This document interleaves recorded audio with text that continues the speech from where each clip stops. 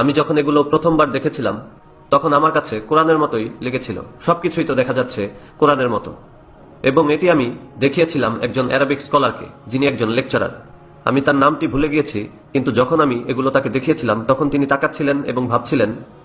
তিনিও ধরে নিয়েছেন এটি কোরআন, কিন্তু তার কাছে সন্দেহ হয়েছে যে কোরআনে এই শব্দটি আছে কিনা। কিন্তু তিনি স্মরণ করতে পারছেন না যে কোরআনে আব্বানা শব্দটি কোথায় রয়েছে। তাই তিনি এই শব্দটি কোরআন থেকে বের করার চেষ্টা করছেন, আব্বা না, আব্বা না। এরকম কিছু কি রয়েছে কোরআনে? তিনি হাফেজ নন, কিন্তু তিনি বলছেন যে এরকম কিছু মনে হচ্ছে না আছে। এরপর আমি তাকে বললাম, এটি কোরআন নয়, এটি হলো পবিত্র বাইবেল। এগুলো হলো খ্রিস্টান কিতাবুল মুকাদ্দাস, খ্রিস্টান কিতাবুল মুকাদ্দাস, খ্রিস্টান কিতাবুল মুকাদ্দাস। এগুলো মুসলিমদেরকে বিনামূল্যে দেয়া হচ্ছে। গরিব মুসলিম, পোর মুসলিম, বিশেষত অনারব অর্থাৎ যারা নন আরব, যেমন Bangladeshi, Pakistani, Indonesian, Malaysian, Nigerian, Ghanaian, মিশরীয়, ফালাহিন, তারা এটাকে গ্রহণ করবে, এরপর চুমু খাবে, তারপর এটা নিয়ে ঘরের দেয়ালে ঝুলিয়ে রাখবে। এবং কিছু মসজিদেও তারা এগুলো ঝুলিয়ে রাখে। তারা ভাবে এগুলো তো কোরআনের আয়াত। South Africa?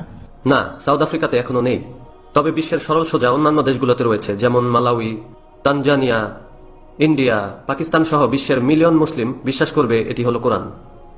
এরপর চুমু দিয়ে দেয়ালে ঝুলিয়ে রাখবে। এটি তাদের একটি